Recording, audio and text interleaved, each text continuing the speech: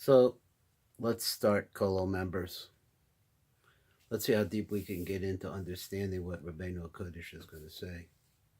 Because if you remember the story, that he made a big mistake on the last day of the year, and he had some questions about what the last day of the year meant. Of course, we know that it's Rosh Hashanah, but exactly what's the din that's coming out of not being able to make a whole year? And that's going to kind of repeat the story a little bit again. We're going to come back again and we're going to hear it again. He's going to get himself back up or raise himself from his sleep. Now, in this story, a little bit is a question: what does he really mean by sleep? Now, we could look at people who are not religious, let's say, like, they're not able to, they have no idea they have a neshama, they're not thinking about it. That's one of the great things that the other side could do, is it could take us and really steal us away so that we don't even know. But then there are also those of us who are religious or Bali Tshuva, and they came because we came back because there's tremendous feeling of longing inside of ourselves, in our bodies, like he's been saying, inside of ourselves, that we want to become close to something greater than just going out to dinner and the life that you may have had, even if you were very successful. Well, let's say you weren't successful, but we're drawn to try to bring ourselves back into ourselves. So he failed. He tried hard. He failed. This is what the Rav Shik starts his pirush on this phrase. It's not easy. He says, "Amo shelo le'echol hu davar kasher ma'od." So he wasn't supposed to eat at that last day. It's not easy to fast. Rav Shik wants to go on, and he wants to say, Rabbeinu Kodesh was not in favor of self-mortification. He wasn't afraid of, he wasn't, the sackcloth and ashes was not his idea. Fasting, different kinds of things. Like when he was a kid, he grew up he was born and grew up in the house of the Baal Shem Tov. He's only 2 generations away. His mother was a daughter. His grandson. He was in that house in Mezvesh. And people came through that house, all kinds of tzaddikim, people who know tremendous amounts of Kabbalah. And he was impressed by them, and he wanted to show them, this is a neshama that's very advanced already. So he wanted to show them that, well, he wanted to show himself that he could be a tzaddik. So he would go in the wintertime, as you talk about Ukraine, and he'd go into the water. He'd go days without sleeping. He'd go days without eating.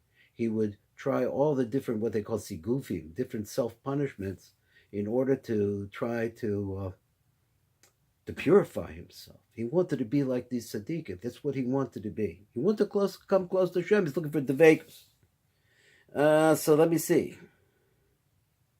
So Rav Shik writes like this, on the phrase that it's very difficult to keep from eating. We know it's really hard for a person. When you fast, it's hard. But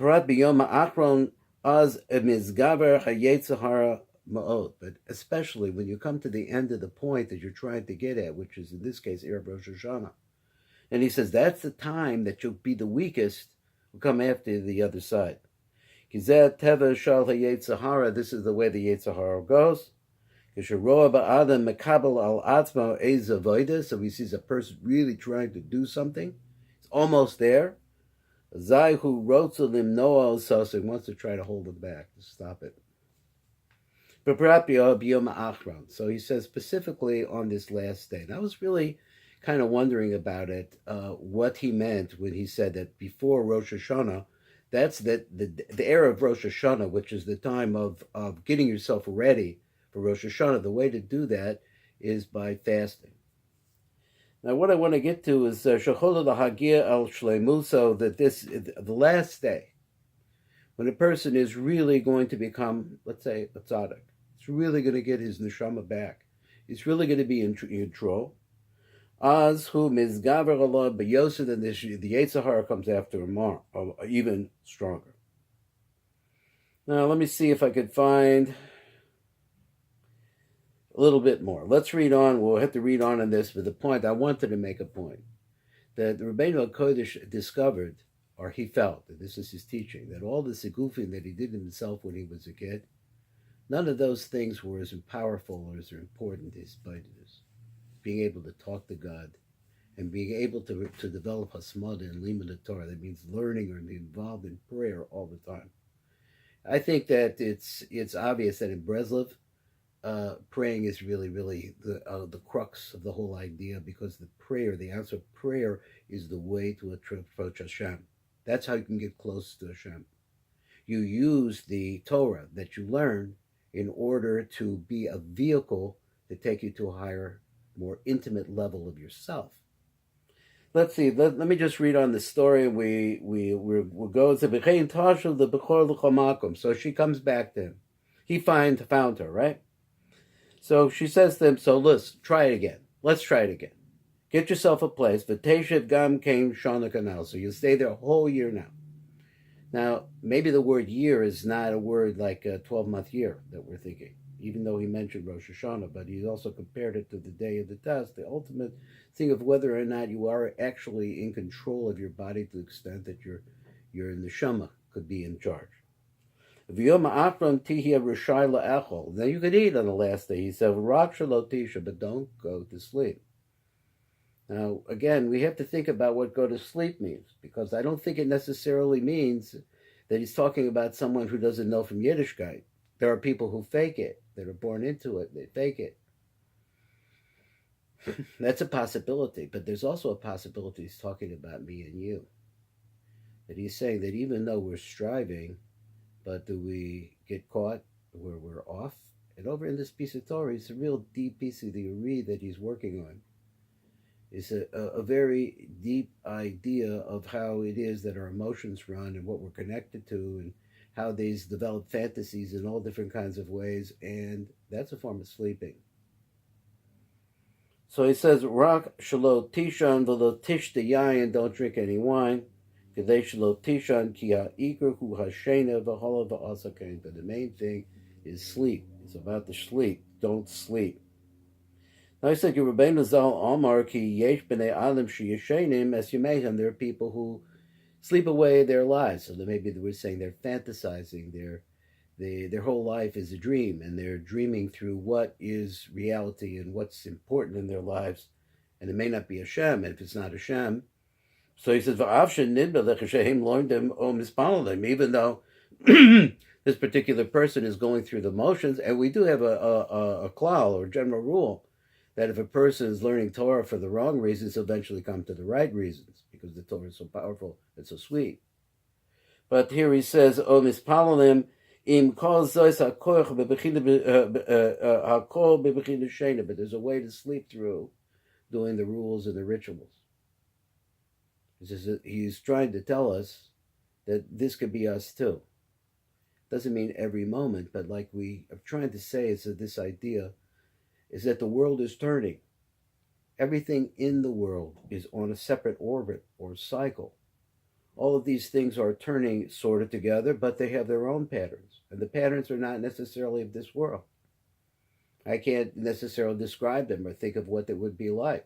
I mean, we have waves, we have different kinds of ruchos, we have different kinds of lights. What is these dimensions of lights?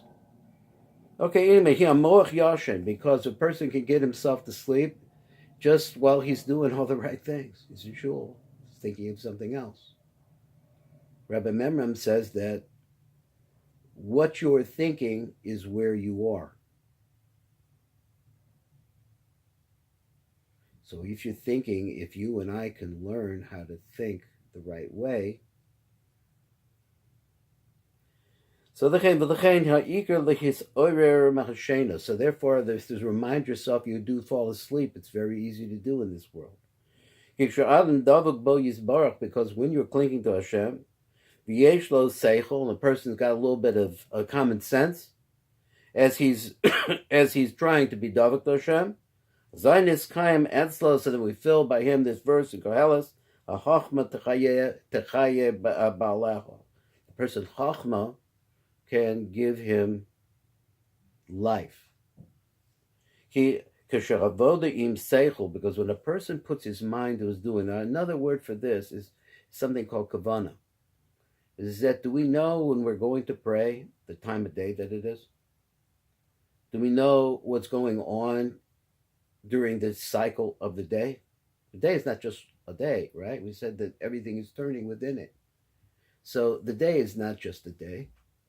The day is a series of cycles of events that are coming your way or leaving you one way or another, and you're affecting some, and some of them are affecting you. To realize where you are in the day is to have the beginning of what's called a kavanah, which is a direction, that you're pointing your brain in a certain way. So when you come into the synagogue and you want to daven, if you go into pray, if you want to go and learn any holy book or anything about it, this whole, you can direct yourself to the moment of the day. So for example, the easy example is that in the morning, before midday, is a time of chesed.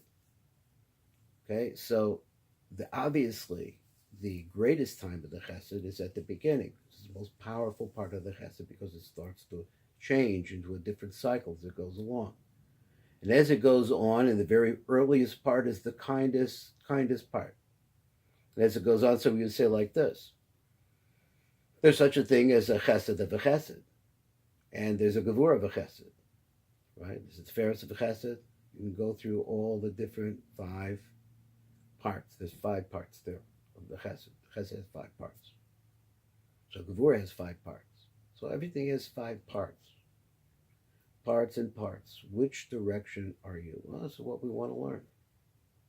So simplest thing is in the morning, like we're saying, is a time of chesed. You get to noontime, things start going the other way because the next parts of is the parts of gevurah. Now they do work together. They're in a tandem.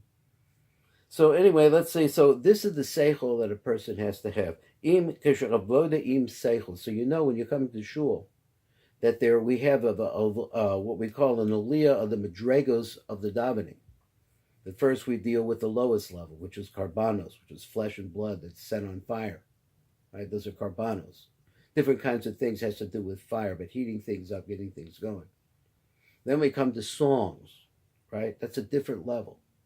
Then we come to the Kriya Shema area, which is called Yotzer in Hebrew, where things are formed.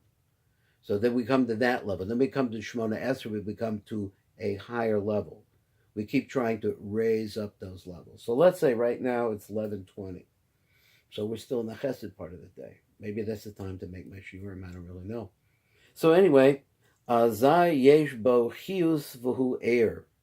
When a person has kavanah and he knows where he's at and what he's trying to do, it's just something you have to learn. It's not, like you said, you start out with, listen, I'm trying my best to have the best kavanah that I could possibly have, but it's not near as good as, say, it could be. But I don't know how to get there. So let me learn. Yesh bo chius v'hu eir. Then you're awake. You're trying to figure it out. Now here's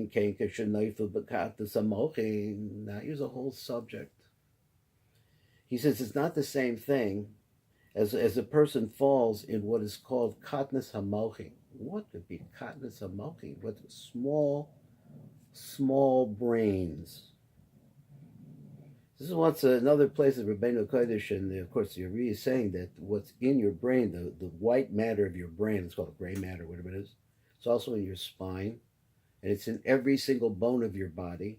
It's panimi to everything in different quantities in different ways. And it ultimately is the ultimate expression of your seed.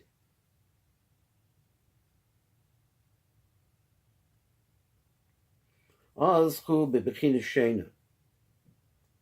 when a person gets into this level called katnas hamocha, now this is a whole piece of Kabbalah to understand this word, but katnas hamochim. What does he mean by katnas hamochim? The mochim is this gray matter, but there's levels to it, and depths and closenesses to it. Our normal way is what is called katnas hamochim. That's the world we live in. We're on the defensive. We're not really thinking and using the higher powers. So when you're in that position, which is called katnas hamochim, we go through the Kabbalah of it and talk about katnas, but we have to try to keep working on background to understand how the language of the Kabbalah is helping us but to get closer to this. So when a person has katnas, well, let me give you an example of what I think that Rabbeinu thinks it is katnas. And let me see it again. Somebody did something to you. Oh, hit your car. You're on your way to something, hit your car. Somebody hurt you in some way. Does the hurt become so great that you are focusing your attention on the person who did it? That's a normal human way. The higher human way is to realize that the Kodesh Baruch Hu is sending that because he's a care of it's alive. Kodesh Baruch Hu, well, is pre-alive, but he created life. He's the creator of life. Anyway, let's finish up. So therefore, the main thing is to keep yourself from falling asleep, which means that you don't realize that Hashem is everything. But B'prat b'yom ha'achron is specifically at the end. The end of what? The end of your life? What could be? Anyway, there's a new style I'm trying. Try to see if this works. It is nice to do this in the morning. I just have difficult schedules sometimes.